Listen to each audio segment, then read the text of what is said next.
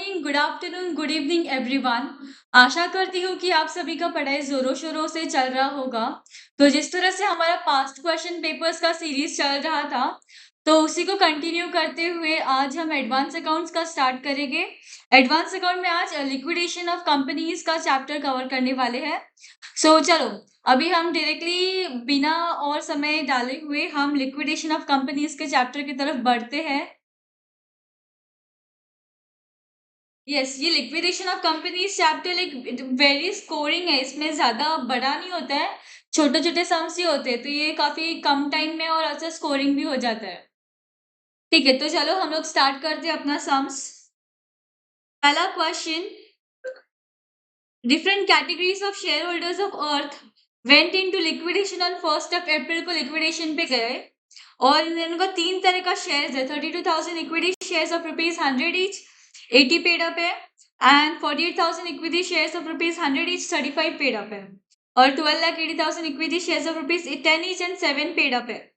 हमें करना क्या है यहाँ पर, you are required to distribute the surplus money among different categories of shareholders. So the surplus available with the liquidator after discharging of liabilities is 32 lakhs. ठीक है, अभी आ जाओ यहाँ पर सोल्यूशन कैसे दिया है। पहले तो फर्स्ट, सेकेंड और थर्ड केस ये हम प्रॉपर ऐसे टेबल बना लेके हर एक को अलग अलग से लिखना है। तो नंबर ऑफ इक्विटी शेयर 32, 48 और 12,80 ये टोटल आ गया। फिर कैपिटल का पहले तो ना यहाँ पर पेड अप वैल्यू हम लिखते, तो जितना भी सबका पेड अप है तो into into number of shares multiply करके पेड अप पहले कैपिटल आ जाएगा, सॉरी नॉमिनल वैल्यू से मल्टीप्लाई करके हमारा कैपिटल आ जाएगा। फिर नीचे पेड अप शेयर कैपिटल अलग से लिखना है, मतलब number of shares into paid up, number of shares into paid up, number of shares into paid up. तो इस तरह से पेड अप वैल्यू हमारा ये सब आ जाएगा। फिर ये दोनों में से फिर हमारा लॉस कितना बोला था यहाँ पर, सरप्लस कितना है हमारा यहाँ पर, 32 lakhs का सरप्लस है हमारे पास। और यहाँ पर पेड अप शेयर कैपिटल कितना दिया है, 1,32 crore। तो ये उसमें से हमारे पास सरप्लस है तो वो उतना लेस हो जाएगा। 1 CR में से 32 lakhs माइनस होके तो 1 CR बचेगा। 1.32 में से 32 lakhs माइनस होके 1 crore बचेगा। ठीक है, तो वो जो 1 CR जो बचा है उसको हमें ये रेशियो में बांटना है। और ये रेशियो अभी आया कहाँ से, ये जो हमारा पेड अप कैपिटल है ना, तो ये रेशियो में हमें बांटना है। ठीक है, तो ये क्या, ये रेशियो में अगर आप बांटोगे तो ये यही रेशियो 2:3:8 ये इसी का रेशियो है। तो ये रेशियो में ये 1 CR को बांट देना है। फिर हमारा जो ये सरप्लस या डेफिशिएंसी पेड अप में से माइनस करके जो भी बैलेंसिंग फिगर है वो लिखना है। अगर बैलेंसिंग फिगर पॉजिटिव में है तो मतलब वो सरप्लस है, और नेगेटिव का जो डेफिशिएंसी कंसिडर करेंगे। ठीक है, और ये जो कैटेगरी मतलब ये फर्स्ट और थर्ड का पॉजिटिव है तो इनको सरप्लस मिलेगा, और जो कैटेगरी 2 का है उनको share holders will pay, share holders को पे करना पड़ेगा वो।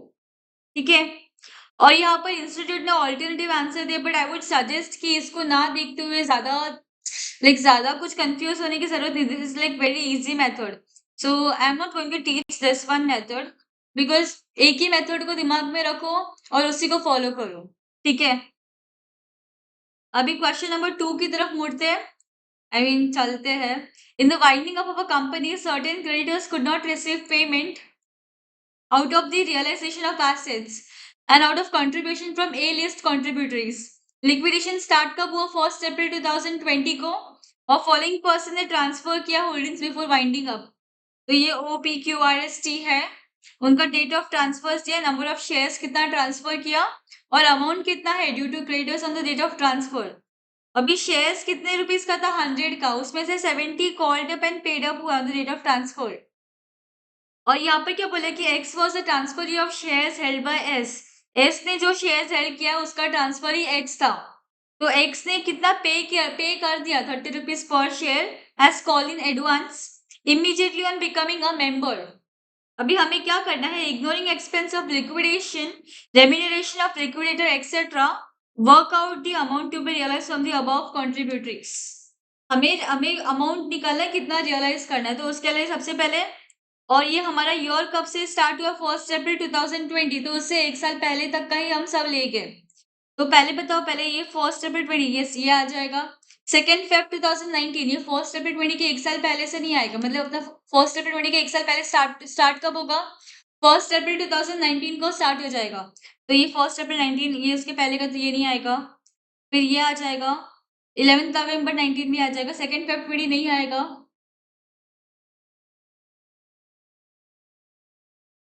2 फेब 20 क्यों नहीं आएगा? एक्चुअली 2 फेब डेट वाइज देखे तो आना चाहिए ना, क्योंकि ये मार्च 20 तक हमारा 1 अप्रैल 19 से लेके मार्च 20 तक कवर हो रहा है। बट ये क्यों नहीं आ रहा है? क्योंकि यहाँ पर क्या बोला है कि X was transfer of shares, X transfer ही था शेयर्स का और एक्स ने ऑलरेडी पे कर दिया कॉल इन एडवांस, यहाँ पर ऑलरेडी पे कर लिया है, इसलिए हम इसका नहीं निकालेंगे। और फिर लास्ट में 1 मार्च तो ये भी आ जाएगा। तो अभी ये हमने ऐसे कॉलम बना लिए, पहले डेट्स लिख दिया, फिर कौन से क्रेडिटर्स का कितना कितना अमाउंट आउटस्टैंडिंग था।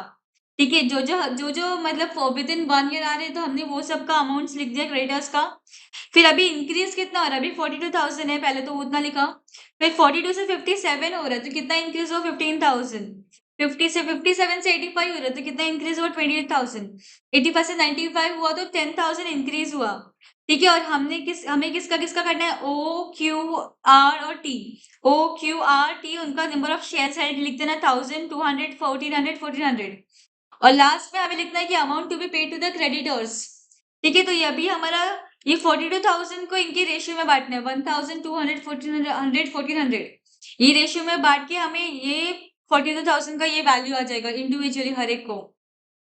सेम 15,000 को अभी 15,000 का जो बांटना है उसमें ओ को नहीं बांटना है, उसमें सिर्फ क्यू आर और टी को बांटना है उनके नंबर ऑफ शेयर्स के रेशियो में। ओके, फिर बाद में सेम 28,000 को अभी आर और टी में बटेगा इनके नंबर ऑफ शेयर्स के रेशियो में, और 10,000 का डायरेक्टली सिर्फ टी को ही मिलेगा। ठीक है, तो और फिर बाद में यहाँ पर हमने हर किसी का टोटल करके लिखा है। ठीक है, बट ये लास्ट वाला जो कॉलम है ना, ये 6,300 है, ये टोटल करके नहीं निकलना है, क्योंकि यहाँ पर 10,000 का तो 10,000 आना चाहिए, बट ये 6,300 क्यों लिखा है? इसके पीछे एक रीजन है, उसका एक वर्किंग नोट बनाया है। बट ये लास्ट कॉलम का टोटल पहले नहीं लिखना है, पहले ये सबका इंडिविजुअली हमने ऐसे टोटल कर लेंगे। फिर ये 10,500, 3,100, 35,700 और 45,700 आ जाएगा। फिर मैक्सिमम लाइबिलिटी है ₹30 पर शेयर्स, मतलब 30 रुपीज अभी और लाइबिलिटी था ना, तो 1000 into number 30 rupees, number of shares into 30, ऐसे मल्टीप्लाई करके हमें ये सब लिखना है। फिर बाद में ये दोनों में से कंपेयर करना है, विच एवर इज लोअर, तो which ever is lower amount हमने नोट डाउन कर दिया। उसका टोटल कितना आता है? 91,300। हमारे पास कितना पे किया? 91,300, उसमें से ये तीनों भी माइनस करने का, ये तीनों माइनस करने के बाद हमारा बैलेंसिंग फिगर बनता है 6,300। दैट मीन्स ये जो भी टोटल है ये इससे ज्यादा नहीं होना चाहिए, शुड बी इक्वल टू 91,300। ठीक है, ये हो गया हमारा यहाँ पर सोल्यूशन खत्म। मैंने बोला ना आप लोगों को काफी इजी सम्स है यहाँ पर। और यहाँ पर नोट एक लिख देने का कि हमने क्यों नहीं लिया। पी पहले तो क्यों नहीं लाइबल होगा to any amount as the winding of proceedings commenced after 1 year from the date of the transfer. और एस क्यों नहीं लाइबल होगा? क्योंकि ट्रांसफर ही X has paid the balance of ₹30 per share as call in advance. ठीक है, तो ये भी हो गया हमारा क्वेश्चन। अभी क्वेश्चन नंबर 3 पे मूव करते हैं। In a winding up of a company creditor remains unpaid, following persons से ट्रांसफर किया है तो उनका होल्डिंग्स, नेम दिया है, डेट ऑफ ट्रांसफर से ऊपर सम जैसा ही है, बट यहाँ पर एडजस्टमेंट्स में कुछ डिफरेंस है, तो वो देख लेते हैं हम लोग क्या डिफरेंस है। शेयर्स का नॉमिनल वैल्यू 100 है और 80 being called up and paid upon date of transferring.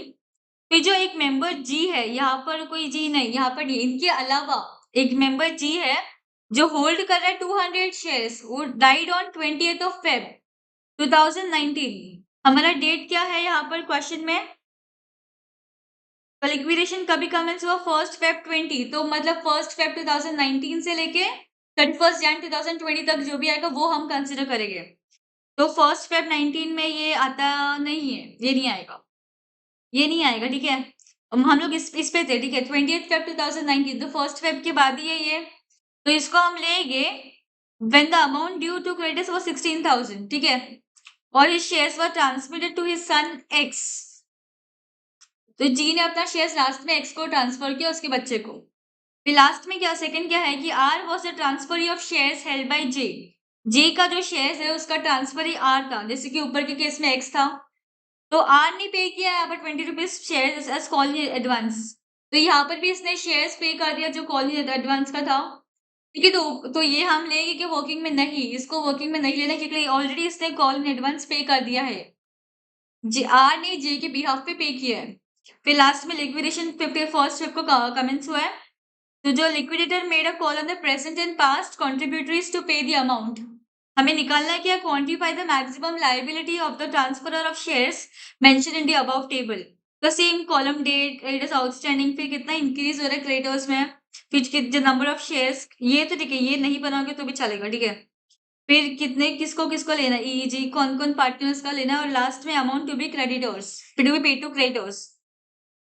तो हम यहाँ पर 1 Feb 2019 से लेके 31 Jan 2020 तक लेना है।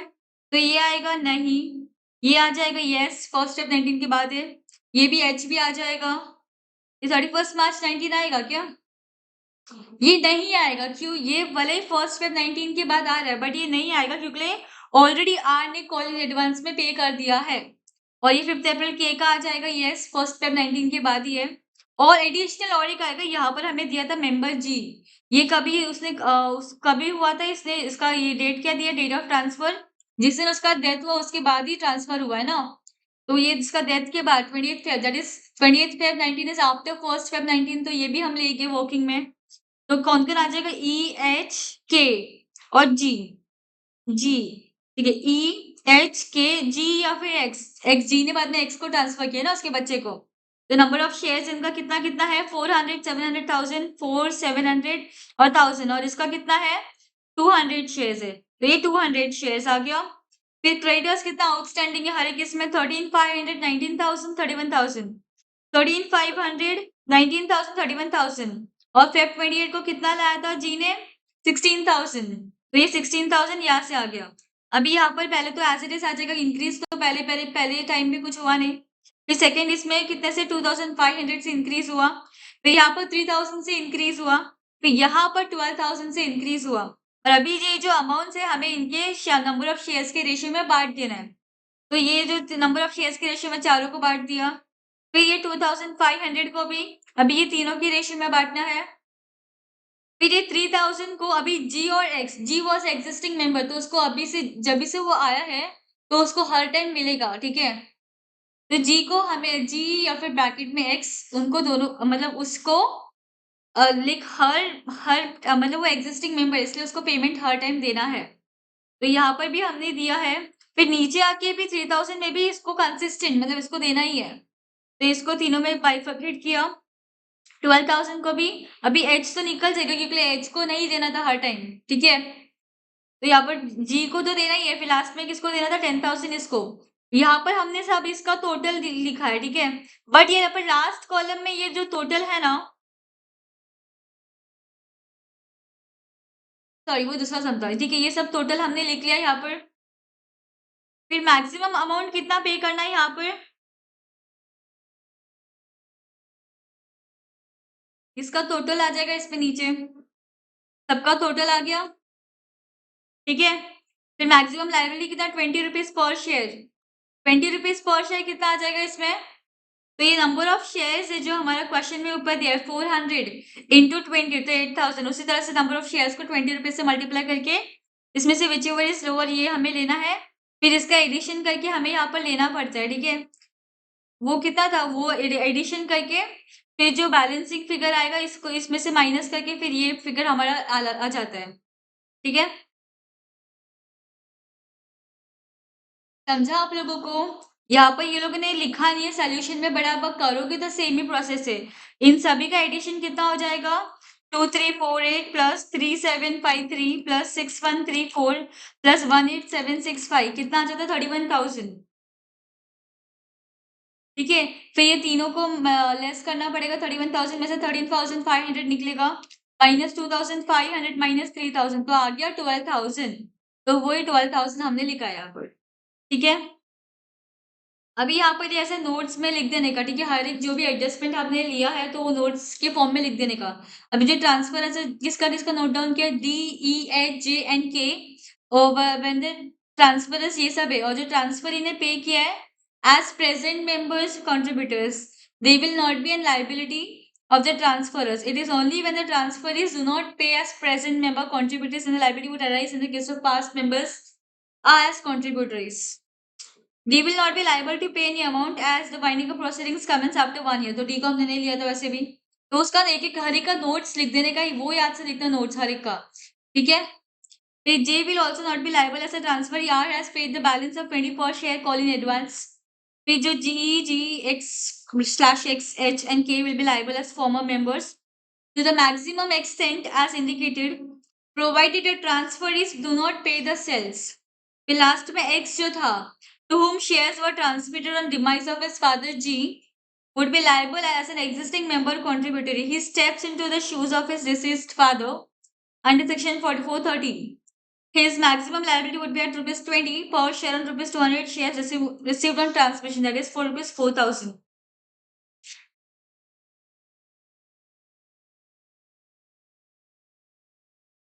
Guys, ये जो था, ये steps into the shoes of his deceased father, ये आप लोगों को समझा क्या? मतलब अभी हमें घर में सब लोग ताने मारते होंगे ना कि तू मेरे जूते में रह के रख, पापा बोलते रहेंगे तू मेरी जगह पे आएगा तो तुझे समझेगा. सो गाइस, मुझे सिर्फ एक बोलना था कि अभी आप लोग लाइक इसको ना, पढ़ाई को काफी सीरियसली ले लेना, क्योंकि फिर हमारे घर में जो पेरेंट्स है वो काफी मेहनत कर रहे हैं, ठीक है. तो ये जो आप जो भी पढ़ाई कर रहे हो ना, मतलब अगर पढ़ाई कर रहे हो तो फिर डेडिकेटली पूरा पढ़ाई करो. ऐसे नहीं कि पढ़ाई कर लिया फिर टाइम पास कर लिया. अभी जो एग्जाम्स के पहले का जो टाइम है ना, फुल जी जान से आप लोग पढ़ाई कर लेना. इसके बाद तो हमें मजे करने ही है, बट एग्जाम्स के टाइम पे थोड़ा मेहनत करना है. बाद में हम पार्टी सब कर लेंगे, बट अभी फिलहाल सिर्फ पढ़ाई पे ही ध्यान देना, ठीक है. चलो अभी question number 4. Beakley Limited is being wound up by the tribunal. All the assets of the company have been charged in favor of the company's bankers, to whom the company owes rupees 2.5 crore. Company owes the following amount to others due to workers 60 to 50. Government को कितना 15 lakh, unsecured creditors को 30 lakhs. You are required to compute with reference to the provision of Companies Act 2013 the amount each kind of creditors is likely to get if the amount realized by official liquidator from the secured assets and available for distribution. Amount creditors is only 2 CR. तो ये जो है ना, ये थोड़ा सा लिख देने का, मार्क्स मिलने के लिए अच्छा रहता है. मतलब हर एक ऐसे एक भी मार्क्स कटेगा नहीं फिर आपका. तो section 326 of the Companies Act 2013 talks about the overriding preferential payments to be made from the amount realized from the assets to be distributed to various kind of creditors. According to the proviso given in section 326, the security of every secured creditor should be deemed to be subject to a pari passu change in favor of the workman to the extent of their portion. ठीक है, लिख दिया. अभी ये जो workman का कितना share होगा सिक्योर्ड एसेट्स के लिए, तो उसका एक फॉर्मूला है, amount realised into workmen's due upon workmen's due plus secured loans. अब ये फॉर्मूला कैसे हुआ ये एक्सप्लेन करने का फिलहाल ये टाइम तो नहीं है, क्योंकि हम यहाँ पर पेपर सॉल्व कर रहे हैं. अभी एग्जाम्स पास में है, तो जो फॉर्मूला है उसको याद कर लेना, ठीक है. कुछ चीजें याद करनी अच्छी होती है. तो अभी अपना अमाउंट कितना रियलाइज हुआ यहाँ पर क्वेश्चन में दिया है 2 CR. assets and among the creditors only rupees 2 CR plus one workman's due कितना है 62,50,000 upon workman's due 62,50 plus secured loan. secured loan कितना दिया है यहाँ पर क्वेश्चन में, कंपनी ने दिया ना, मतलब बैंकर्स ने, companies bankers to whom company was 2.5 CR, तो ये अपना सिक्योर्ड लोन आ जाएगा, ठीक है. तो इसको सॉल्व करने के बाद हमारा वर्कमेन्स शेयर कितना आ जाएगा 40 lakhs, ठीक है. अभी अमाउंट सिक्योर्ड क्रेडिटर्स के पास कितना अवेलेबल है, पहले था कितना 200 था, तो उसमें से हमने सिक्योर्ड को कितना दिया 40 लाख दे दिया, तो बचा कितना 160 बचा है. तो अभी हमें बाकी ड्यूज, पहले तो हमें और कितना देना है 2.5 CR ऑलरेडी देना है, और हमारे पास बैलेंस कितना 160, तो 2.5 CR देने के लिए ही बैलेंस नहीं है, तो हम गवर्नमेंट को क्या टैक्स देंगे और अनसिक्योर्ड क्रेडिटर्स को क्या देंगे, तो नहीं दे पाएंगे हम उनको.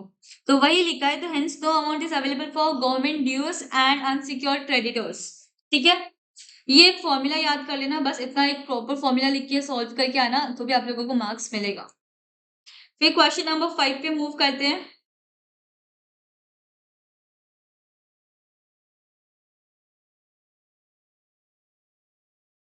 Question number 5, preference dividend wherein arrears for 1 year.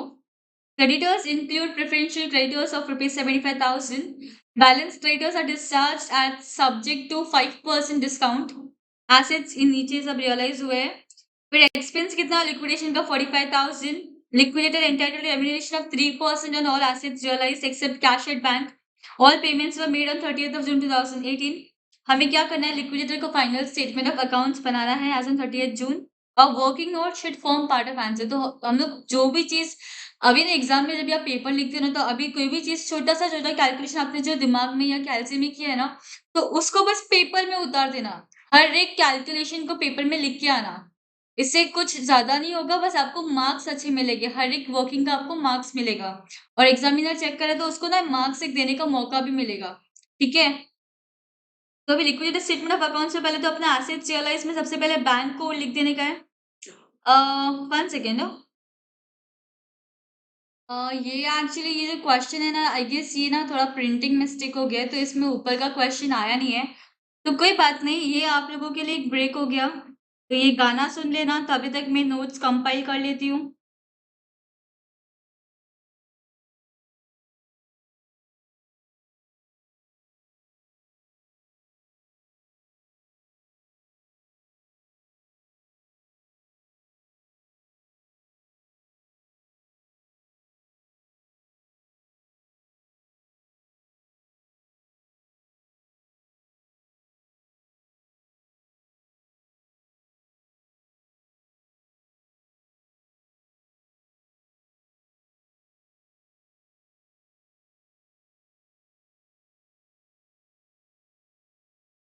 हम क्वेश्चंस यहीं से रीड कर लेते हैं।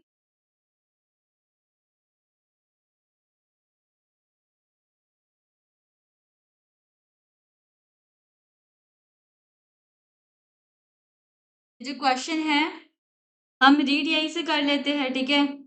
ये करेक्शन के लिए बोला है, करेक्शन हो जाएगा हमारी तरफ से, तभी तक के लिए टेम्परेरी बेसिस पे यहीं से क्वेश्चन रीड करते हैं। ये BT limited went into voluntary liquidation 31 मार्च को, और इनका इश्यूड एंड सब्सक्राइब कैपिटल कितना है, 10,000 क्यूमुलेटिव प्रेफरेंस शेयर्स दिया, 100 ईच का फुल्ली पेड है, और 10,000 इक्विटी शेयर्स दिया है, 100 रुपीज ईच का, 75 पेड अप है, तो 7,50,000। ओके, फिर इसका नेक्स्ट पार्ट क्वेश्चन का 20,000 equity shares of ₹100 each and 60 paid up है, और प्रॉफिट एंड लॉस अकाउंट या 12% डिबेंचर्स दिया, 10 लाख का 12% का डिबेंचर्स है।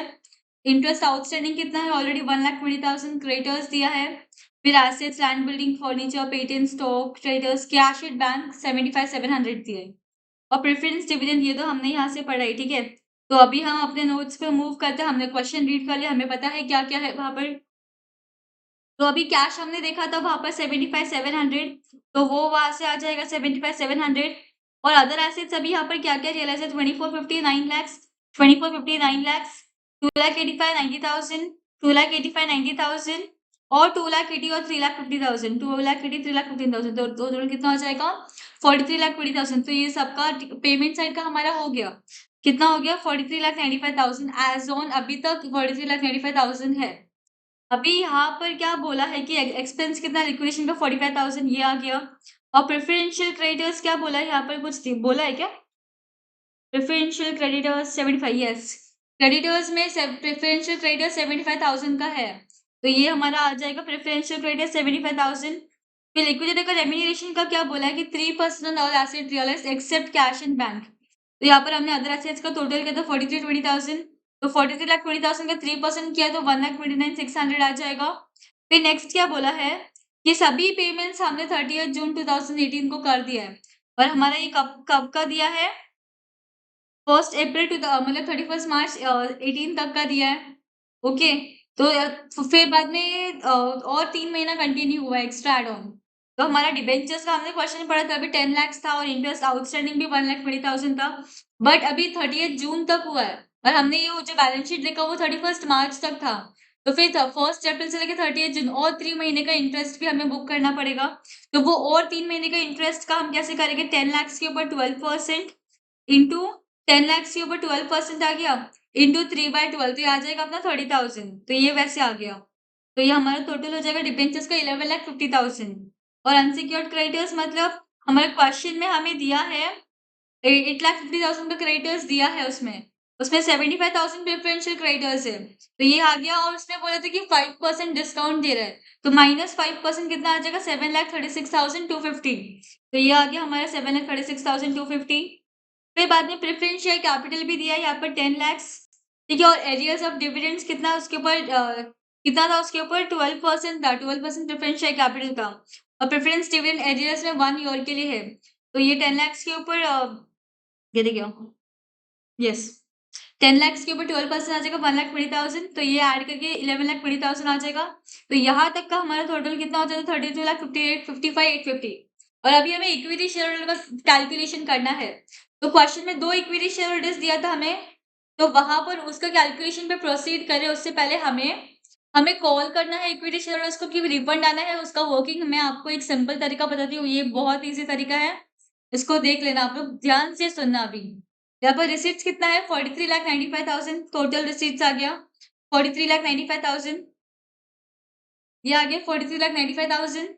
और टोटल पेमेंट कितना आया अभी तक, प्रेफरेंस शेयर कैपिटल अभी तक ये ऊपर का हमने पूरा ऐड किया, ठीक है, ऊपर का जितना भी हुआ था, तो 32,55,850, तो इतना लेस किया, कितना आ जाएगा, 11,39,150। अभी नोशनल कॉल करना है हमें। अभी अगर आप यहाँ पर क्वेश्चन देखोगे तो क्वेश्चन में क्या बोला है, यहाँ पर 20,000 इक्विटी शेयर्स दिए ऑफ रुपीज 20,000 इक्विटी शेयर्स दिए ऑफ ₹60 ईच, ठीक है। और यहाँ पर नीचे क्या क्वेश्चन में बोला है, 10,000 equity share of 75 paid up, तो हमें 75 पे लाना पड़ेगा, तो दोनों भी सेम मैच होना चाहिए ना। तो जो 60 पेड अप है उसको 75 पेड अप लाने के लिए इसका 10,000 है, इसका वैल्यू है, इक्विटी शेयर्स है, और इसका कितना नंबर ऑफ शेयर्स है, 20,000, ठीक है। तो भी यहाँ पर हमें 20,000 का 60 पेड अप शेयर है, उसको 75 पे लाना है, तो 20,000 इंटू 15 और 15 को कॉल करना पड़ेगा ना। तो 20,000 इंटू 15 कितना आ जाएगा, 3 लाख रुपया। ये ऐड करके हमारा 14,39,000 आ जाएगा। उसको अभी डिवाइड में टोटल नंबर ऑफ शेयर्स, पहले कितना था, 10,000 फिर 20,000, दोनों को ऐड करके 30,000 आ जाएगा। तो फिर डिवाइड करके हमारा रिफंड पर शेयर कितना आ जाएगा, 47.97 पर शेयर आ जाएगा। ओके, ये जो रिफंड पर शेयर आया है, अभी हमें दोनों भी इक्विटी शेयर कैपिटल है, तो दोनों को भी बांटना है इक्वली। तो उसका वर्किंग कैसे करना है हमें, तो दोनों भी इक्विटी शेयर कैपिटल दिया है, एक का पेड अप 75 था और एक का पेड अप 60 था। तो हमने यहाँ पर 15 रुपीज अभी कॉल किया ना, यहाँ पर ऊपर 60 रुपीज कॉल किया, और यहाँ पर रिफंड हमने यहाँ पर निकाला 47.97।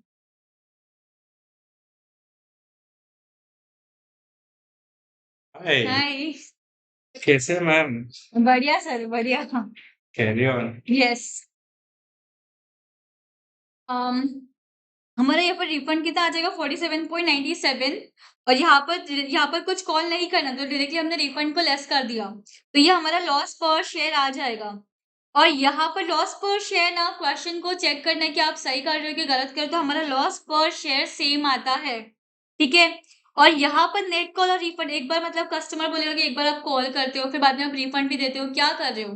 तो इस तरह से ना हम पहले देख लेंगे कि नेट निकालने का दोनों का भी, तो नेट अभी दोनों का भी निकाला, तो ये ज्यादा है, तो हमें नेट रिफंड करना पड़ेगा, ठीक है। तो नेट रिफंड कितना है, 32.97। तो अभी नेट रिफंड 20, ये 60 पेड अप कितना था, 20,000 शेयर्स का था, और ये 75 10,000 शेयर्स का था। तो 32.97 इंटू 20,000, ये राउंड ऑफ का थोड़ा बहुत इधर उधर का डिफरेंस है, अगर आप इतना लोगे तो भी आपका आंसर मैच होगा, मैंने राउंड ऑफ कर लिया यहाँ पर, ठीक है। 20,000 ये हमें डायरेक्ट हमें रिफंड करना है, तो इसलिए हम पेमेंट साइड लिखेंगे, ठीक है। और यहाँ पर 47 हमें इतना हमें क्या करना है, इतना भी रिफंड करना है 10,000 शेयर्स का, तो ये भी रिफंड करके हमारा ये वैल्यू आ गया, और ये हमारा यहाँ पर टैली हो जाता है लिक्विडेटेड स्टेटमेंट ऑफ अकाउंट्स। अगर कॉल करना होता तो हम रिसीट साइड लिखते, ठीक है। तो यहाँ पर ये हमारा क्वेश्चन खत्म हो जाता है।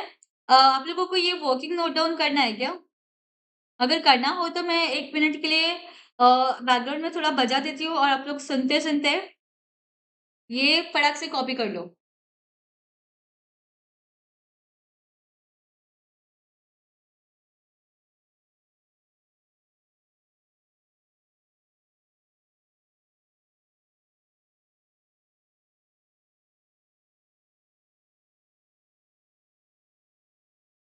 कॉपी नहीं हुआ है तो पॉज करके कर लेना,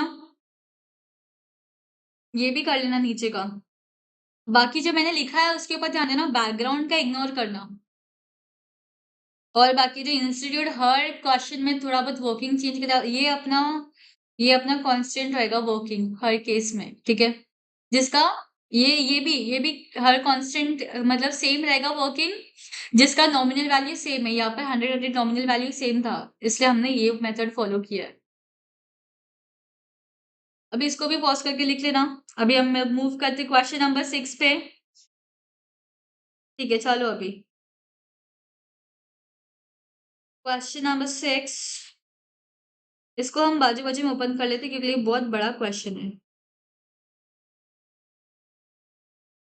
पहले क्वेश्चन रीड कर लेते हैं इसको।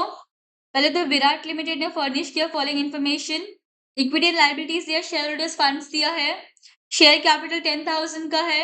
12% प्रेफरेंस शेयर्स ऑफ ₹100 ईच और 10 लाख 1 लाख इक्विटी शेयर्स दिया, 10 ईच का फुल्ली पेड है।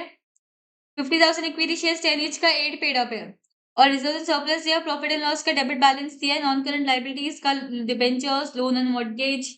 करंट लायबिलिटीज में bank overdraft, trade payables. Assets में नॉन करंट एसेट्स, पीपी दे दिया, करंट एसेट्स दे दिया। अभी ये जो क्वेश्चन बोला है इसको थोड़ा ध्यान से पढ़ना। The mortgage loan was secured against land and building. मतलब ये जो मॉर्गेज लोन है ना, ये लैंड एंड बिल्डिंग के अगेंस्ट सिक्योर्ड है, ठीक है? ये इसके अगेंस्ट सिक्योर्ड है by a floating charge on all the assets of the company. Debenture holders appointed a receiver. Receiver एक अपॉइंट किया है। तो company being voluntarily wound up, a liquidator was also appointed. अभी voluntary wound up किया तो उसके लिए liquidator भी अपॉइंट किया है। तो receiver को was entrusted with the task of realizing the land and building, which fetched ₹750,000. Receiver also took charge of sundry current assets of value of ₹30 lakhs and sold them at ₹2875,000. The bank overdraft was secured by a personal guarantee of the directors, who discharged their obligation in full from personal resources. The cost of receiver amounted to 10,000 and remuneration कितना था उसका 15,000. Expense कितना liquidators का 17,500 and his remuneration कितना था 2% of the value of the assets realized by him. The remaining assets were realized by liquidator of ₹12,50,000. Preference dividend was in arrear for 2 years. Article of Association of the company provide for payment of preference dividend arrears in priority to the return of equity capital. Prepare the accounts to be submitted by the receiver and liquidator. तो यहाँ पर हमें दो accounts बनाना है, receiver account और liquidators का account. तो पहले हम रिसीवर अकाउंट्स बनाएंगे। तो यहाँ पर मैं सोल्यूशन ओपन कर लेती हूँ। मैं अभी फिलहाल के लिए थोड़ा गायब हो जाती हूँ ताकि आप लोग को प्रॉपर्ली विजिबल हो स्क्रीन। यस, यहाँ पर रिसीवर्स का रिसीट एंड पेमेंट अकाउंट का देखे तो यहाँ पर कितना आ जाएगा, सन्ड्री एसेट्स कितना रियलाइज हुआ यहाँ पर 28,75,000। 30 लाख का था, उसने सेल कितने पे किया 28,75,000। ये दिख रहा है आपको 28,75,000 पे सेल किया, तो ये हमने यहाँ पर लिख दिया 28,75,000। फिर बाद में हमें यहाँ पर क्या बोला है कि जो सेल प्रोसीड्स था, तो ये यहाँ पर मॉर्गेज लोन सिक्योर्ड था लैंड एंड बिल्डिंग के अगेंस्ट। तो अपना लैंड एंड बिल्डिंग का कितना है वैल्यू कितना आया है 7,50,000। रिसीवर ने इंटरेस्ट किया, रियलाइज किया लैंड एंड बिल्डिंग को और कितना मिला था 7,50,000। तो ये 7,50,000 यहाँ पर लिख दिया और मॉर्गेज लोन के अगेंस्ट अप्लाई किया तो माइनस 4,50,000। तो ये कितना आ जाएगा 3 लाख आ जाएगा, तो टोटल हो जाएगा 3175। और यहाँ पर कितना कॉस्ट हुआ था रिसीवर को कितना 10,000 और उसका रेम्यूनरेशन कितना 15,000। तो 10 और 15,000 ये हमने नोट डाउन कर लिया। और यहाँ पर डिबेंचर होल्डर्स कितना था प्रिंसिपल, यहाँ पर बोला था ना हमें क्वेश्चन में कि कंपनी वॉलंटरी वाउंड अप किया था और डिबेंचर होल्डर्स ने अपॉइंट किया था रिसीवर। तो जो भी डिबेंचर है वो रिसीवर के अकाउंट में जाएगा। रिसीवर के अकाउंट में क्यों आया डिबेंचर्स, क्योंकि वो रिसीवर ने अपॉइंट किया था। तो यहाँ पर 12% डिबेंचर्स 15 लाख आ जाएगा।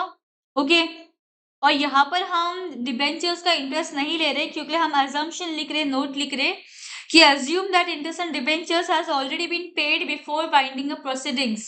तो एज अजम्पशन लिख के हमने डिबेंचर्स होल्डर्स का इंटरेस्ट नहीं लिया है। आप जो भी ले रहे हो नहीं ले रहे हो उसका अजम्पशन लिख देना है आपको। आपका सोल्यूशन राइट ही माना जाएगा बट अजम्पशन लिखना इज कंपल्सरी। फिर ये जो बैलेंसिंग फिगर है हम ये सरप्लस ट्रांसफर करेंगे टू द लिक्विडेटर।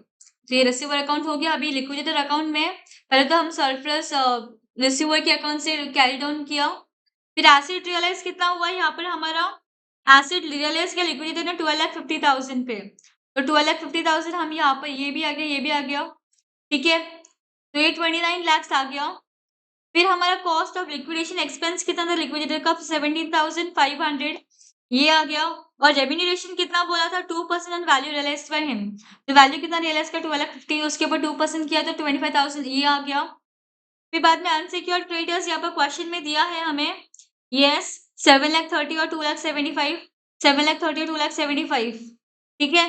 फिर प्रेफरेंशियल क्रेडिटर्स में यहाँ पर हमारा प्रेफरेंस शेयर कैपिटल कितना 10 lakhs है, और 10 lakhs है, और यहाँ पर प्रेफरेंस डिविडेंड कितने साल के एरियर्स में था, preference dividend was arrears for 2 years के लिए एरियर्स में था, तो ये 10 lakhs के ऊपर 12% for 1 year and 1,20,000 for 1 year and 2 साल के 2,40,000, तो ये आ गया। अभी हमारा हमने पूरा यहाँ पर जितना भी एडजस्टमेंट दिया था बैलेंस शीट का सब फिगर्स जितना लिखना था लिख दिया। अभी हम आते इक्विटी शेयर कैपिटल की तरफ, तो सेम हमने पहले कैसे किया था, टोटल रिसीट्स, तो हमारा रिसीट्स कितना टोटल,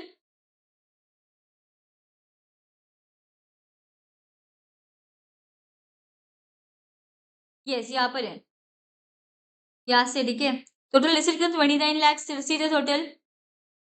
फिर यहाँ पर पेमेंट कितना आ जाएगा, ये इक्विटी शेयर कैपिटल को छोड़ के, मतलब ये तो अभी तक हमने लिखा नहीं, यहाँ पर सोल्यूशन है बट हम जब भी सॉल्व करेंगे तो ये नहीं होगा, तो टिल डेट हमने मतलब जितना भी एंट्री पास किया उसको टोटल आ जाएगा,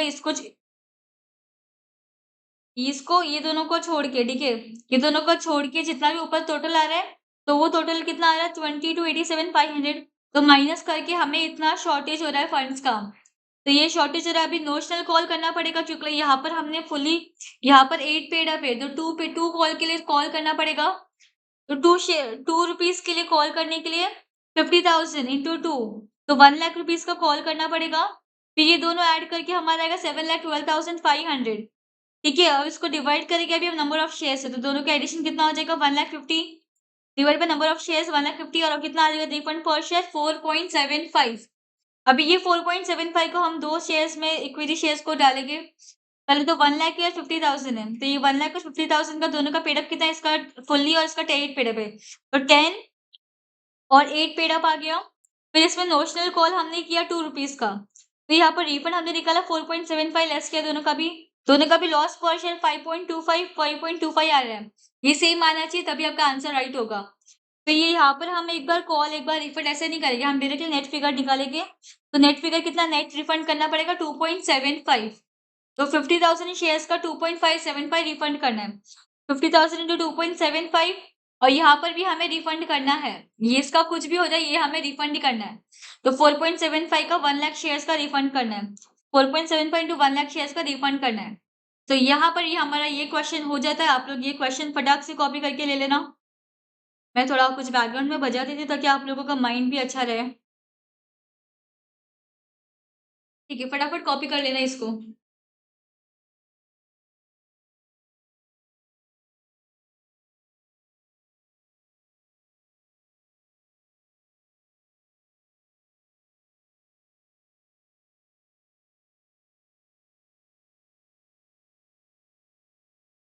तो अभी वीडियो पॉज करके आप लोग नोट डाउन कर लेना। Now let's move on to question number 7।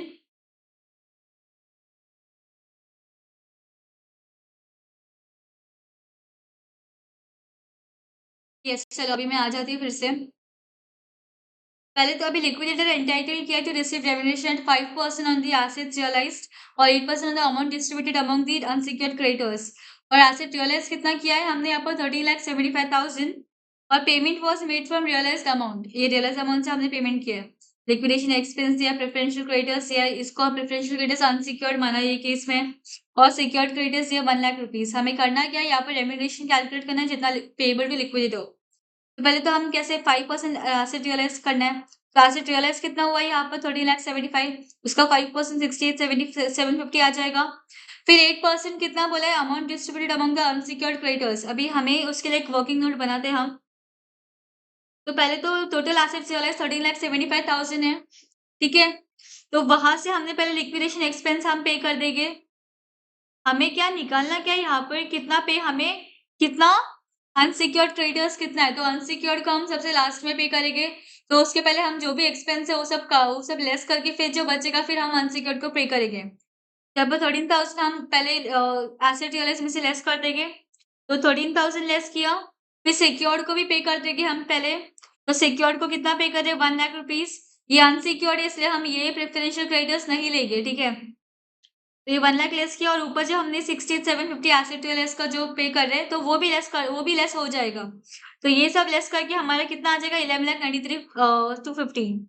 Okay, तो यहाँ पर क्या बोला कि सफिशिएंट अमाउंट अवेलेबल है प्रेफरेंस क्रेडिटर्स के लिए। जो प्रेफरेंस क्रेडिटर्स है हमें अनसिक्योर्ड को देना है बेसिकली, तो उसका कितना अमाउंट है, 88,500, ठीक है। तो हम 88,500 और हमारे पास है कितना, 11 lakhs, तो सफिशिएंट अमाउंट है हमारे पास। तो देखो लिक्विडेटेड रेम्यूनरेशन कितना हो जाएगा, 8% ऑफ 88,500, 8% बोला था ना अनसिक्योर्ड क्रेडिटर्स का, तो उसका यहाँ पर हमारे पास सफिशिएंट बैलेंस था इसलिए हम डायरेक्टली जो फिगर दिया है हम उसके ऊपर 8% निकाल रहे हैं। तो कितना आ जाएगा, 7080, तो ये 7080 ये आ गया, तो 68,750 प्लस 7080 अपना टोटल रेम्यूनरेशन कितना आ जाएगा लिक्विडेटर को, 75,830, ठीक है। ये क्वेश्चन हो गया, इजी था ये क्वेश्चन, बस एक थोड़ा ट्रिकी पॉइंट था यहाँ पर, अनसिक्योर्ड क्रेडिटर्स कौन सा लेना है। डायरेक्टली आप लोग ये नहीं ले सकते हो, यहाँ पर हमारे पास सफिशिएंट फंड अवेलेबल था इसलिए हमने डायरेक्टली उसी पे 8% का रेट मारा है, ठीक है। अगर सफिशिएंट फंड नहीं होता तो उसके लिए दूसरा वर्किंग होता, वो हम आगे देखते सोल्यूशन में जब भी आएगा। यहाँ पर एक नोट लिखा है, since the amount of unsecured creditors other than preferential creditors is not given in the question. Preferential creditors के अलावा हमें और कोई अनसिक्योर्ड क्रेडिटर्स दिया नहीं है क्वेश्चन में, तो जो अबाउट सोल्यूशन हमने क्या असम्पशन के बेसिस पे बनाया कि there are no unsecured creditors other than preferential creditors who are treated as unsecured creditors. समझा आप लोगों को अभी, ठीक है। अभी क्वेश्चन नंबर 9 पे मूव करते फटाफट। लिक्विडेटर को entitled to receive remuneration 3% on the asset realised और 4% किसको, on the payment made to creditors on the end the companies bankers. Asset कितना रियलाइज किया, 80 lakhs का, और all the asset of the company have been charge to the companies bankers to whom the company owes ₹1 crore और due to workers दिया, other preferential creditors, unsecured creditors दिया है। With reference to provision of Companies Act 2013, you are required to calculate payable to workers, other preferential creditors, unsecured creditors, liquidators of remuneration, companies, bankers. यहाँ पर भी actually ना हर एक situation को assume करके बनाया, सो आई वुड सजेस्ट कि आप लोग ज्यादा कुछ असम्पशन ना करें, एक ही असम्पशन पकड़ के चले, ठीक है। ज्यादा अगर आप लोग सोल्यूशन देखें तो ज्यादा कॉम्प्लिकेटेड हो जाएगा, इससे बेटर कि एक ही चीज एक ही मेथड फॉलो करना। अभी यहाँ पर पहले तो लिख देना है, अभी यहाँ पर हमें ड्यू कितना वर्कर्स का ड्यू निकालना है, तो हमें ये रेफरेंस का, ये सेक्शन का रेफरेंस देना पड़ेगा। तो section 326 of the companies act 2013 talks about overriding preferential payments, ये जो हमने पढ़ा था पहले भी पढ़ा था, मैं दोबारा नहीं पढ़ रही हूँ। क्या फॉर्मूला क्या था, बिना देखे बोलना, workman shares to secured creditors कितना है, amount realised into workmen's due upon workmen's due plus secured loans, ठीक है। Amount realised into workmen's due upon workmen's due plus secured loans, मेरे पीछे रिपीट करो, amount realised into workmen's due upon workmen's due plus secured loans, ठीक है। तो अभी amount realise कितना है हमारा, यहाँ पर क्वेश्चन में कितना दिया है हमें, 80 लाख रुपीस, ये रहा अमाउंट रियलाइज 80 लाख रुपीस, ये लिख दिया, इनटू वर्कमैन्स ड्यू कितना, 25 lakhs upon 25 lakhs workmen's due plus secured loan यहाँ पर कितना दिया है, 1 crore। तो ये सॉल्व करने के बाद हमारा कितना आता है, 16 lakhs आ जाता है, ठीक है। तो अभी हमें सिक्योर्ड क्रेडिट को कितना देने का है, हमें पहले कितना था बैलेंस, 80 lakhs बैलेंस था, तो उसमें से हमने वर्कर्स को कितना दिया, 16 lakhs, तो अभी बचा कितना उनको देने के लिए, 64 lakhs बचा सिक्योर्ड क्रेडिटर्स को भी देने के लिए, और वर्कर्स को कितना 16 lakhs दिया हमने, और ठीक है वर्कर्स को 16 lakhs दिए, तो बचा वो जो अमाउंट है वो हम बैंकर्स को देंगे। अमाउंट कितना पे करेंगे, अमाउंट इट इज जो बैलेंस अमाउंट है, it is amount payable to companies bankers. तो जो इसलिए बाकी का जो अमाउंट है प्रेफरेंशियल क्रेडिटर्स और अनसिक्योर्ड क्रेडिटर्स को, उनको देने के लिए हमारे पास सफिशिएंट फंड अवेलेबल नहीं है। और टोटल रेम्यूनरेशन कितना पेबल है लिक्विडेटर को, पहले 3% ऑन एसेट रियलाइज बोला था क्वेश्चन में, 3% ऑन एसेट रियलाइज कितना है हमारा, 80 lakhs क्वेश्चन में दिया है, 80 lakhs का 3% आ जाएगा। फिर 4% on companies bankers, 4% companies bankers को पे करना है। भी यहाँ पर हमने जो निकाला था 64 lakhs, ठीक है, बट यहाँ पर कैश अवेलेबल लिक्विडिटी को रेम्यूनरेशन के बाद हमारे पास कितना कैश है उसमें से हम बैंक कंपनीज बैंकर्स को पे करेंगे। तो 80 लाख था, उसमें से हमने वर्कर्स को 16 लाख दे दिया और ये 2,40,000 हमने एसेट्स को रियलाइज किया। तो हमारे पास बचा कितना? अभी तक उसके पहले 64 लाख था, बट हमने फिर एसेट रियलाइज किया, उसको भी लेस करना पड़ेगा ना। तो अभी 2,40,000 सब लेस करके हमारा कितना वो जो बैलेंसिंग फिगर बचता है 61,60,000 और उसके ऊपर रेम्यूनरेशन 4% है। तो हम एज्यूम करें कि ये 6160 inclusive of remuneration, inclusive of मतलब इसमें कंपनीज बैंकर्स को ऑलरेडी कमीशन इंक्लूडेड है, तो इसको इसलिए इंटू 4/104 किया है। ओके, तो इसका 4% कमीशन हमारा आ जाएगा 236,923। तो ये ऐड करके फिर हमारा total remuneration payable to liquidator आ जाएगा। इसलिए हमारा फिर टोटल अमाउंट कितना पेबल आ जाएगा? वर्क को 16 lakhs और बाकी कुछ बैलेंस हमारे पास बचा नहीं है प्रेफरेंशियल ट्रेडर्स को देने के लिए, इसलिए नो अमाउंट इज पेबल। और अनसिक्योर्ड को भी कुछ बैलेंस उनको देने के लिए पैसे बचे नहीं, तो अनसिक्योर्ड क्रेडिटर्स को भी बैलेंस मतलब नो अमाउंट इज पेबल। और लिक्विडिटी का रेम्यूनरेशन कितना निकाला हमने? 476,923 और कंपनीज के बैंकर्स को कितना पे किया? 61,60,000 इतना तो पे किया था और लेस हमने कितना पे किया? 476 लिक्विडिटी को पे किया। तो जो बैलेंसिंग अमाउंट है हम इतना कंपनीज बैंकर्स को पे कर रहे हैं। बट इट और ये अलग अलग असम्पशन लिए, आई वुड सजेस्ट कि इसको ना देखे, सिर्फ इतना आप लोग जो ये सोल्यूशन दिया एक ही सोल्यूशन को रेफर करना, ठीक है?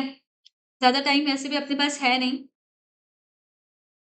फिर है क्वेश्चन नंबर 10।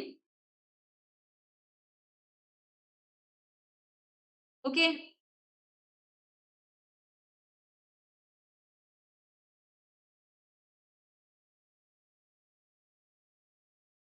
यहाँ पर क्या बोला कि लिक्विडेशन जब ये कमेंस कब हुआ? 11th of November 2017। creditors could not receive payments out of realization of assets and out of the contribution from A list contributories। अभी यहाँ पर ये सेम हमने ऊपर किया था ना क्वेश्चन, जब 11th नवंबर 17 को कमेंट्स किया तो इसके पहले एक साल का लेके हम, तो 11th नवंबर 16 से लेके, तो ये 11th नवंबर 16 से पहले आता, तो ये नहीं लेंगे हम, ये ले लेंगे 11th नवंबर 16 के बाद आता है, ये भी आ जाएगा, ये भी आ जाएगा, ये भी आ जाएगा, तो ये सब आ जाएगा एक्सेप्ट सी। सी को हम नहीं लेते, जो भी सी है ना हम उनको नहीं लेते। तो ऑल द शेयर्स 10 रुपीज का था और 5 पेड अप था। तो ignoring expenses and remuneration to liquidators show the account to be realised from various. तो सेम यहाँ पर हमें नंबर जितना भी उनका क्रेडिटर्स है वो लिखना है, फिर कितना इंक्रीज हो रहा है हर क्रेडिट में। पहले 9,000 से 9 से 12 हुआ तो कितना इंक्रीज? 3,000, 12 से 13,500 तो 1,500, 13,500 से 14,500 तो 1,000 इंक्रीज हुआ। तो अभी ये जितने भी शेयर्स का हमें नोट डाउन करना, तो उतना नाम लिखिए प्लस नंबर ऑफ शेयर्स लिखना है हमें, और ये शेयर्स के प्रपोर्शन में हर किसी को बांटना है। तो हर एक ऐसे अभी ये पी का ही था, तो ये जो शेयर्स था ये हमें 1 जैन को आया था, तो ये 1 जैन में हमने सबको बांटा, फिर बाद में सिर्फ डी बी एस को बांटेंगे, फिर सिर्फ बी एस, फिर लास्ट में सिर्फ एस को। और यहाँ पर टोटल लिखते टाइम हम सिर्फ एस का लास्ट में जो टोटल आता है हम यहाँ पर ये जो टोटल है इसका नहीं लिखते, ये हम एक कैलकुलेशन की वर्किंग के बाद लिखते हैं। तो यहाँ पर इंडिविजुअली पार्टनर्स का टोटल ऐसे वर्टिकली लेना है हमें। फिर मैक्सिमम लाइबिलिटी कितना आ जाएगा? 20 रुपीज, हम 5 रुपीज पेड अप है, तो 5 और लाइबल है हम पे करने के लिए। तो नंबर ऑफ शेयर्स इंटू 5, तो ये हमारा मैक्सिमम लाइबिलिटी आ जाएगा। ये दोनों में से विच एवर इज लोअर ये हमें नोट डाउन करना है। तो ये फिर इसका टोटल लेना है, तो 3 + 6 इसका टोटल हम लेंगे, तो 3 + 6 + 3,150 प्लस 1,500, तो 13,650 आ जाएगा। अभी इसमें से ये सब माइनस करेंगे, तो -9,000 -3,000 -1,500 कितना आता है बैलेंस? 150। ठीक है, तो ये हमें लिखना है यहाँ पर, ये 1000 नहीं लिखना है, 150 लिखना है। इसमें से जो ये बाकी बैलेंस बचेगा वो लिखना है, ठीक है। और ये वर्किंग नोट हमें लिख देना है कि C will not be liable as a transfer is shares prior to 1 year preceding the year of winding up, date of winding up, और P will not be responsible for further deaths after 1 October as he ceases to be a member, और D और B भी liable नहीं होगा, ठीक है। और ये जो हमने वर्किंग किया वो इसी को स्टेटमेंट फॉर्म में लिखा है, इसको जाने दो, इसको मत देखना, इसको मत देखना। फिर अभी हम हमारे लास्ट क्वेश्चन की तरफ मूव करते हैं। आज का हमारा लास्ट क्वेश्चन है, देखो देखते ही हमारा पूरा लिक्विडेशन चैप्टर का रिविजन हो गया। Position of bad luck limited on it's liquidation 31 March 2022 का दिया है। Issued and paid up capital 90,000, 10% preference shares of rupees 100 each. 90,000 equity shares of rupees 100 each, fully paid. 30,000 equity shares 50 each, 40 paid. 10,000 equity shares 10 each, 4 paid. यहाँ पर आप लोगों ने एक बार notice किया कि यहाँ पर हर किसी का नॉमिनल वैल्यू अलग अलग है। तो मैंने वो जो आप लोग को ऊपर वर्किंग दिया था वो सिर्फ सेम नॉमिनल वैल्यू के लिए दिया था। यहाँ पर नॉमिनल वैल्यू अलग अलग है, तो हमारा वर्किंग भी चेंज हो जाएगा यहाँ पर। और कॉल सी एरियर्स या 3 लाख से कॉल सी एडवांस या 2,55,000 प्रेफरेंस डिविडेंड एरियर्स में था for 2 years। Amount left with the liquidity of discharging of liabilities कितना है?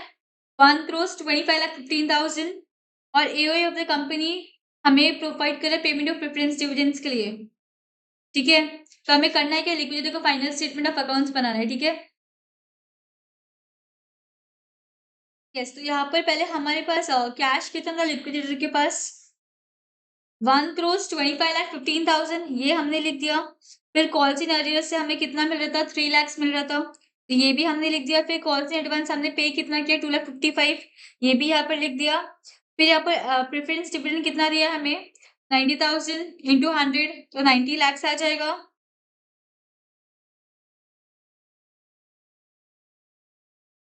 और preference dividend arrears in for 2 years, तो 2 साल के लिए 10% है, तो 90 lakhs के ऊपर 10% 9 lakhs इंटू 2 18 lakhs आ जाएगा। ये सब लिख दिया हमने। अभी हमें फिर अभी डायरेक्टली इक्विटी शेयरहोल्डर्स को वर्किंग करने के लिए इस केस में एक्सपेंस रेम्यूनरेशन कुछ दिया नहीं है।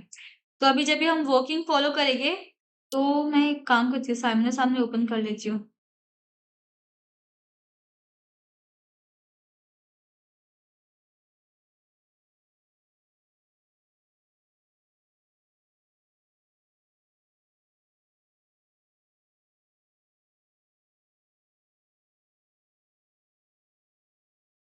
यहाँ पर कैश विद लिक्विडेटर हमने लिख दिया 1,25,15,000।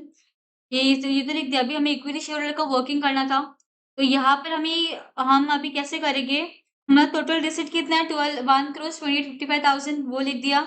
टोटल पेमेंट इसको छोड़ के टोटल पेमेंट कितना है? ये तीनों का एडिशन 1,10,55,000, दोनों का डिफरेंस। शॉर्टेज कितना आ रहा? 17,60,000 का शॉर्टेज है, तो ये 17,60,000 का शॉर्टेज आ गया।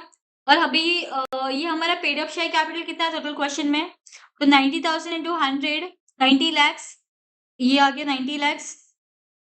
फिर यहाँ पर इक्विटी शेयर 90,000 इंटू 100, ये भी 90 lakhs आ जाएगा।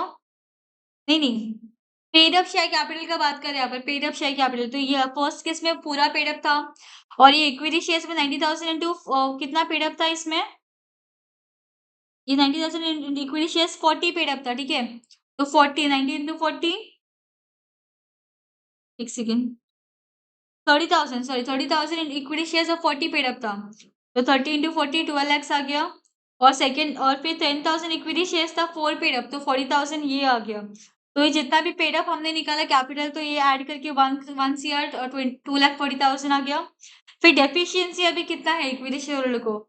हमारे पास कितना अभी शॉर्टेज है? 17,60,000। उसमें से पेड अप शेयर कैपिटल हम उतना लेस कर देंगे। पेड अप शेयर कैपिटल में से शॉर्टेज लेस करने के बाद कितना बचता है? 84,80,000। और नॉमिनल वैल्यू अभी मतलब 90,000 इंटू 100, यहाँ पर 90,000 इंटू 100, यहाँ पर 30,000 इंटू 50, मतलब जितना नॉमिनल वैल्यू उतना मल्टीप्लाई करना है। फिर ये हमारा वैल्यू टोटल आ जाएगा 1 crore 6 lakhs। ओके, और अभी परसेंटेज ऑफ डेफिशिएंसी हम निकालेंगे, तो हमारे पास कितना डेफिशिएंसी है? 84,80,000। तो अपॉन टोटल नॉमिनल वैल्यू का कितना निकाला हमने? 1 CR 6 lakhs इंटू 100, तो 80% आ जाएगा। ये समझा आप लोगों को? Total deficiency upon nominal value of capital into 100, तो 80% डेफिशिएंसी आ गया। अभी अमाउंट रिफंड और रिकवर कितना करना है, ये भी बहुत इजी मेथड है, ये आप फॉलो कर सकते हो जब आपका नॉमिनल वैल्यू सेम नहीं होगा। तो अभी पहले 90,000 100 ईच का था, ये फुल्ली पेड वाला वैल्यू है। ठीक है, और 30,000 50 ईच, 10,000 10 ईच। पेड अप कितना है? यहाँ पर 100, यहाँ पर 40 था, और यहाँ पर 4 था। और डेफिशिएंसी इसका 80% निकालना है हमें, तो 100 का 80% 80, 40 का 80%, और सॉरी 50 का 80% कितना आ जाएगा? 40, 10 का 80% कितना आ जाएगा? 8। ये ऊपर paid up, fully paid up का हमें 80% निकालना है, ना ही पेड अप का 80% निकालना है, फुल्ली पेड अप का 80% निकालना है। तो अभी यहाँ से हम लेस करेंगे, तो पेड अप हमने 100 किया और हमारा डेफिशिएंसी कितना 80 है, तो हमने ज़्यादा पे किया तो हमें अभी रिफंड मिलना चाहिए। तो यहाँ पर रिफंड हो जाएगा 20 रुपीज़ का। यहाँ पर तो निल हो जाएगा और यहाँ पर हमने कम पे किया और डेफिशिएंसी ज़्यादा है तो हमें रिकवर करना पड़ेगा ₹4 पर शेयर। तो अभी वही हमें तो यहाँ पर 20 रुपीज़ रिफंड है तो ये 20 रुपीज़ रिफंड 90,000 शेयर्स का तो 90,000 में 20 ये इधर पेमेंट साइड में आ जाएगा। फिर रिकवर 4 शेयर्स करना है 10,000 शेयर्स वाला। तो 10,000 इंटू 4 40,000 तो यस इस तरह से हमारा ये लिक्विडिटी स्टेटमेंट अकाउंट कंप्लीट हो जाता है और हमारा लिक्विडेशन ऑफ कंपनीज अकाउंट भी कंप्लीट हो जाता है। सो आज का ये चैप्टर एक्चुअली बहुत स्कोरिंग है आप लोगों के लिए, ज़्यादा कुछ ट्रिकी नहीं है इसमें। बस थोड़ी बहुत चीज़ें जो ध्यान रखनी है आप लोगों की और जो मेथड मैंने आप लोगों को सिखाया ये इक्विटी शेयर कैपिटल्स को कैसे देना है, तो उसको फॉलो करना वो कांस्टेंट रहेगा और सेम रहेगा in case of nominal value same है और नॉमिनल वैल्यू सेम नहीं है तो अभी जो लास्ट में हमने सम किया तो वैसे करना है। ठीक है? तो आज का सेशन हम यहीं पे खत्म करते हैं। तो गाइस हम मिलते हैं अगले लेक्चर में। फिलहाल के लिए ta ta bye bye. Thank you so much everyone.